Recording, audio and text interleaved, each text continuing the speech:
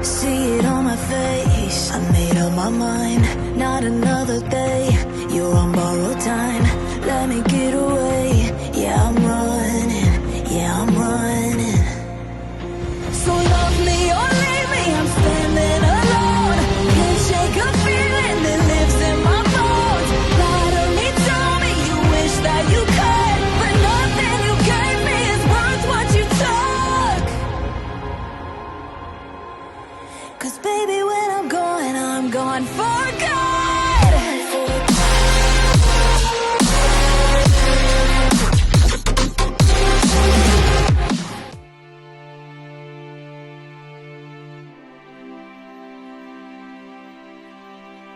Melanjutkan dari kisah sebelumnya. Sebelumnya walaupun Raja Tianzang masih tidak mampu dan sosok itu berhasil menyerang Xiaoyan, Longyan tidak bisa menahan diri dan ikut menyerang. Namun nasibnya tragis menyebabkan tubuhnya terluka parah. Mata Qi Baihun terkunci pada tubuh Xiaoyan. Terlihat jiwa Jancau akan dipaksa keluar hidup-hidup oleh Xiaoyan. Dua jiwa itu hampir terlempar bersamaan keluar dari tubuh Jancau, lalu menuju ke arah Qi Baihun dengan cepat. Di udara kekuatan yang sangat besar langsung datang menyapu seketika kedua jiwa itu ditarik oleh dua kekuatan yang berbeda. Pada saat ini perebutan tubuh Xiaoyan telah berhasil. Dia memang berhasil menguasai tubuh Jancau. Namun pada saat dia mendapatkan tubuh itu, dia justru tertegun. Ternyata klan Siming bukanlah seseorang, melainkan jiwa murni. Mereka hidup dan eksis dalam bentuk jiwa, bukan tubuh fisik. Dan jiwa-jiwa itu adalah bentuk asli dari klan Siming. Xiaoyan akhirnya mengerti. Inilah alasan klan Siming berusaha kabur dari hukum reinkarnasi Senshi. Jika mereka hanyalah jiwa, maka hukum reinkarnasi itu adalah ancaman yang paling fatal. Jancau hanyalah sebuah wadah kosong, tidak memiliki kekuatan dan tidak memiliki ingatan apapun. Dia sama sekali tidak menyangka akan tertipu oleh kelompok klan Siming tersebut. Saat berikutnya, Qi Baihun bergerak dan 7 jarinya terangkat. Segera satu demi satu lingkaran segel terbentuk dan mengeras di udara. Segel itu meledak keluar dan langsung menyerang Xiaoyan, sehingga ruangan itu bergetar hebat. Namun Xiaoyan tidak menyerah. Dia memaksa menggerakkan jiwa primordialnya dan mengerahkan seluruh kekuatannya untuk menyeret kedua jiwa yang berada di udara ke dalam jiwa primordialnya sendiri. Tetapi segel serangan yang datang itu lebih kuat daripada kekuatan Jancau, sehingga Xiaoyan hampir tidak bisa bergerak. Segel berwarna biru gelap itu mengurungnya sepenuhnya dan mengunci segala pergerakannya. Sementara itu salah satu dari dua jiwa tadi melesat kembali menuju Qi Baihun dan masuk ke tubuhnya. Dengan kemampuan perebutan tubuh sekecil ini, di mata sang Qi Baihun kau hanyalah seekor kutu kecil. Ucap suara laki-laki itu dalam dan dingin. Lihatlah betapa menyedihkannya dirimu. Bahkan barisan pertahananmu robek terbuka. Berani-beraninya kau mencoba merebut jiwa bangsa kami. Jiwamu saja sudah rusak parah. Bahkan ular kecil di sampingmu itu tidak bisa kau lindungi. Kau hanyalah sampah di antara sampah.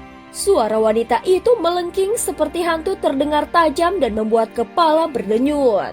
Hahaha, kelihatannya kalian semua adalah tubuh yang lumayan bagus. Kalian semua akan menjadi persembahan bagi raja sejati dunia Sanhai. Kedua kepala wanita itu tertawa histeris lalu segel demi segel mengunci Xiaoyan, Longyan, dan yang lainnya. Bagaimana ini? Mereka semua sepertinya telah gagal. Wajah Putri Renyu cahaya memucat.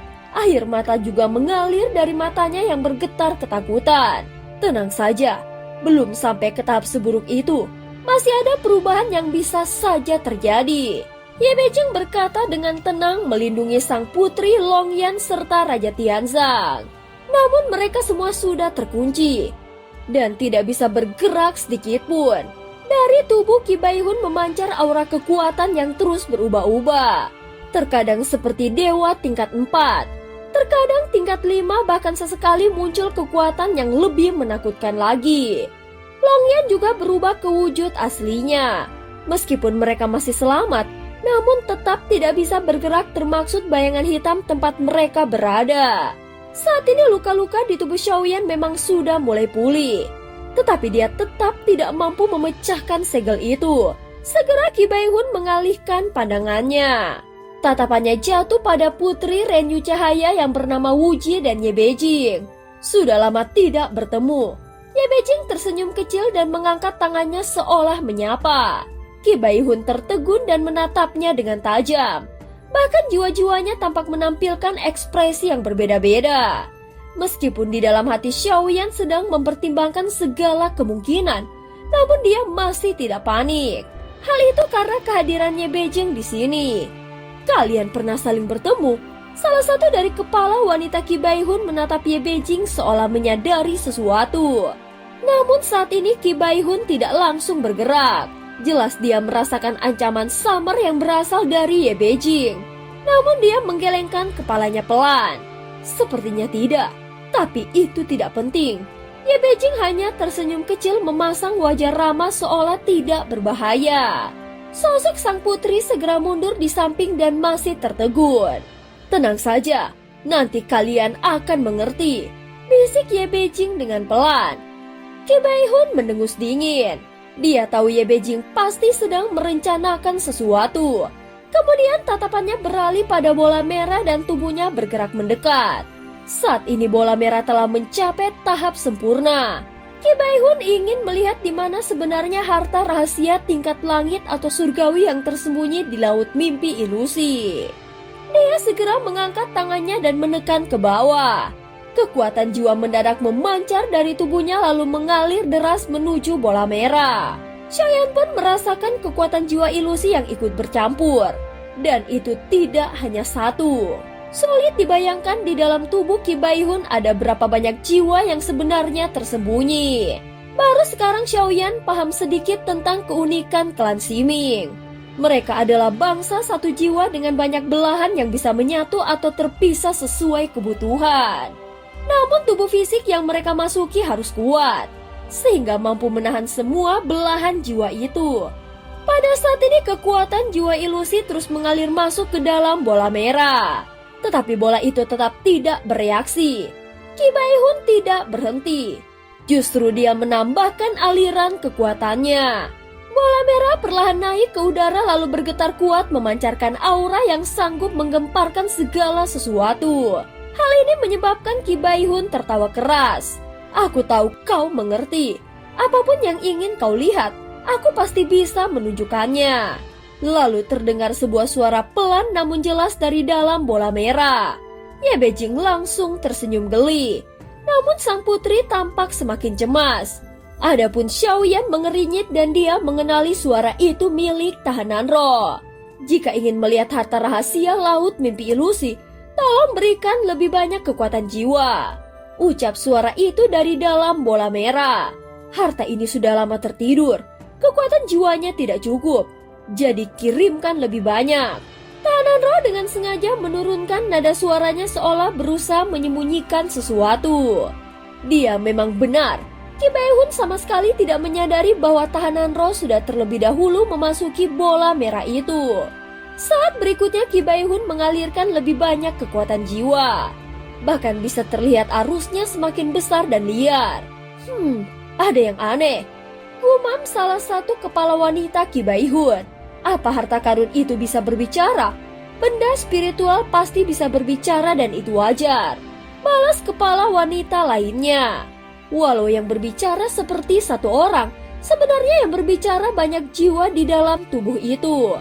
Mereka berdebat dan berdiskusi lalu menunggu keputusan jiwa utama. Jika semuanya sepakat, barulah tindakan dilakukan. Tetapi meski kekuatan jiwa telah dituangkan berkali-kali, bola merah atau jimat jejak jiwa tetap tidak bereaksi. Hal ini semakin membuat Qi Baihun mulai bingung. Masih kurang. Kekuatan jiwa sebanyak ini masih tidak cukup. Qi Baihun bergumam pelan. Cukup. Jangan berhenti. Suara dari dalam bola terdengar tergesa-gesa. Apa kau sedang mempermainkanku? Qi Baihun langsung menggeram. Sejak kapan aku membohongimu? Kirimkan saja energi itu ke diriku. Ya, kirimkan ke dewa ini semuanya untuk dewa. Baru pada saat inilah Qi Baihun merasa ada yang sangat tidak beres. Kemarahannya langsung meledak dan cahaya pada jimat jejak jiwa tiba-tiba memancar cerah. Ki Bae-hun menatap tajam dan dari dalam jimat itu muncul sebuah lengan besar dan kekar lalu perlahan keluar dari dalam segel jimat jiwa. Dan cerita pun berakhir. Terima kasih udah dengerin Mihu dari awal sampai akhir ya. Sampai jumpa.